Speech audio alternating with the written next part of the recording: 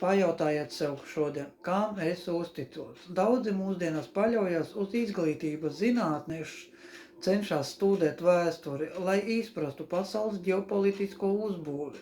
Kāds apmeklē baznīcu, meklējot patiesību un dzīves jēgu, bet kā saprast mūsdienas pasauli, kad viena baznīca attaisno karu un saka, ka iebrukums citā valsts teritorijā ir norma, bet cita baznīca saka, ka karš ir satanisms.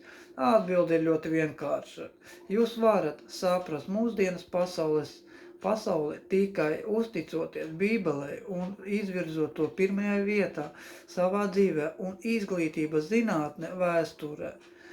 Un pat baznīca bieži kļūst par instrumentu varas ideoloģija veicināšanai.